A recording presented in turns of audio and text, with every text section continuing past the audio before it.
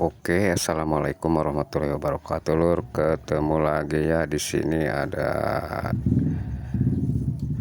satu buah unit nih, Spixen New ya. Yang ini koplingnya tidak berfungsi sama sekali ya. Udah saya masukin gigi ya, kopling saya tekan,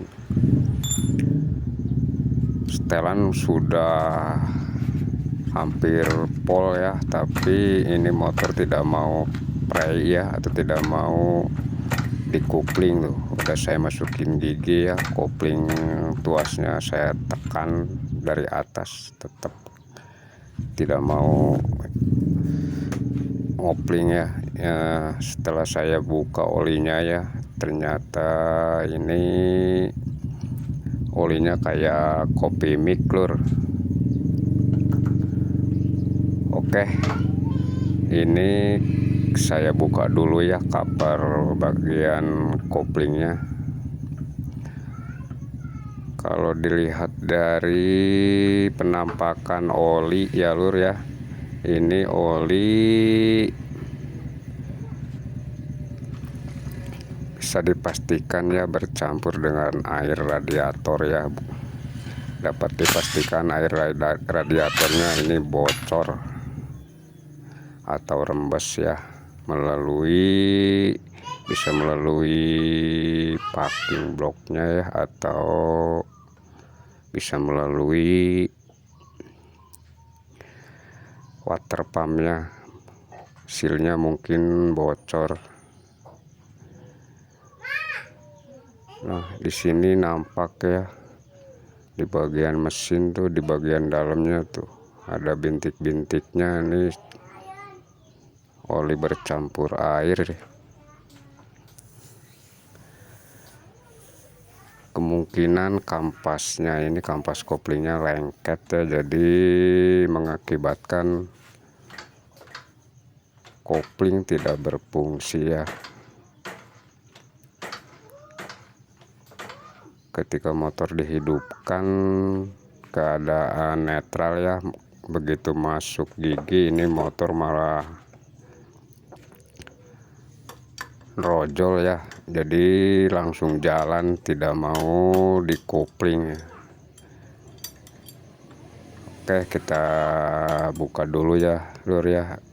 Lihat apa yang terjadi dengan kampas koplingnya.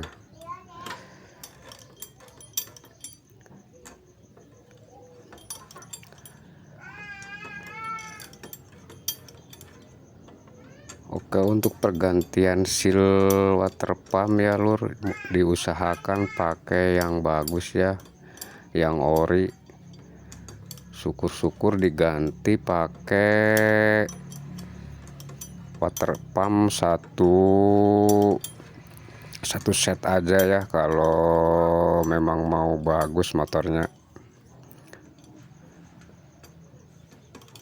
Cuman kendalanya mungkin agak berat di kantong ya, lur, kalau diganti satu set water pumpnya ya, karena lumayan mahal harganya.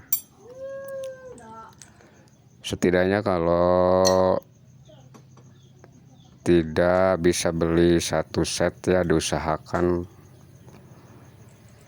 seal water pumpnya yang bagus saja, yang ori, sama bearingnya ya, supaya air tidak cepat bocor lagi. Ini karena ini ceritanya motor ya habis diganti seal pumpnya ya, sekitaran 1 mingguan ya. Habis itu motornya ditinggal ya sama yang punya, jadi motor didiemin ya di rumah sekitar 2 bulanan, motor tidak dihidupin. Nah, begitu orangnya datang ya mau dihidupin, ini motor malah nyelonong ya, nggak mau dikupling ya. Di engkol pun ini berat ya, apalagi starter tangan ya, sama sekali tidak kuat. Bener sekali nih, ini kampasnya juga lengket nih tuh, sangat lengket kampasnya. Ini karena kurang pelumasan ya, olinya tercampur dengan air ya, otomatis jadi si kampas ini tidak kemasukan oli ya, malah yang masuk bukan oli tapi air, bukannya jadi pelicin malah jadi keset ya. Jadi kampas kuplingnya malah tambah lengket. Tidak mau meregang. Ini di saat tuas koplingnya ditekan dari atas, malah yang meregang cuman bagian tutup kampasnya saja. Kampasnya malah pada berpelukan semua ya, nggak mau meregang. Padahal kampasnya lumayan tuh, lumayan masih bisa dipakai lah, masih lumayan bagus. Ini cukup dibersihkan saja ya di bagian sini.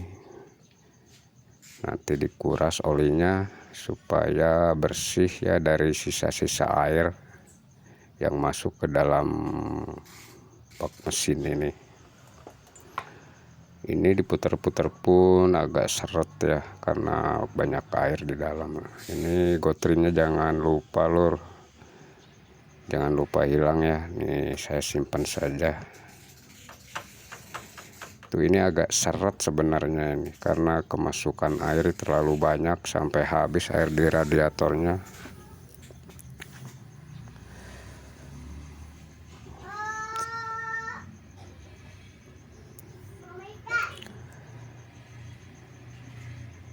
Oke, saya coba ya di kontrol bagian water pumpnya ya, kira-kira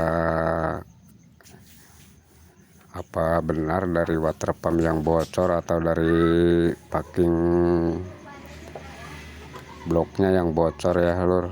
Jadi saya buka dulu di bagian water pumpnya. Oke, saya lihat dulu ya. Nah itu dia lur, udah nampak ya, dapat dipastikan kebocoran air itu dari water pumpnya ya.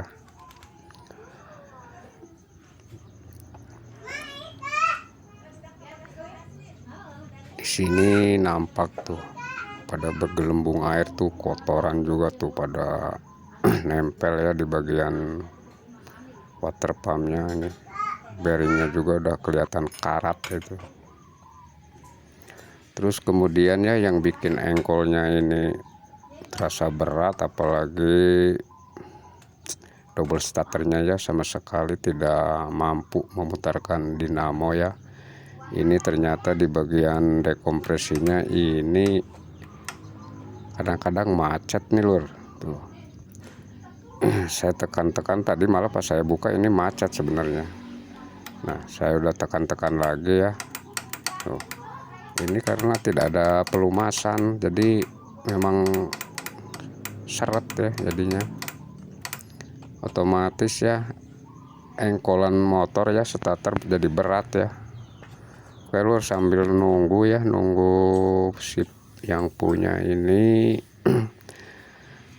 karena dananya belum ada, jadi motor di standby kan dulu ya, diistirahatkan dulu maksudnya, karena dananya belum ada. Jadi motornya diistirahatkan dulu nunggu alatnya dapat ya. Saya buka dulu ini bagian bearing water pumpnya ya. Tuh kawan-kawan ya, kalau bisa ini tuh pakai tracker ya supaya lebih mudah. Boleh sih dipalu-palu juga ya, diketok, asal hati-hati saja supaya tidak merusak bagian rumah water pumpnya ya. Jadi supaya aman, tidak ada yang lecet ya, harus hati-hati di bagian ini ya, pembukaan bearingnya ya. Oke lir, mungkin cukup sekian aja dulu ya, nanti dilanjut ini karena nunggu yang punya ya. Ini apakah mau diganti satu set water pumpnya ya, atau mau beli sealnya saja sama bearingnya, jadi juga saya tunggu ya. Oke, untuk selanjutnya nanti kita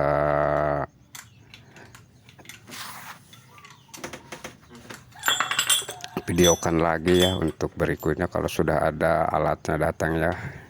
Sekian dulu ya dari saya ya, mudah-mudahan bermanfaat. Assalamualaikum warahmatullahi wabarakatuh. Salam otomotif.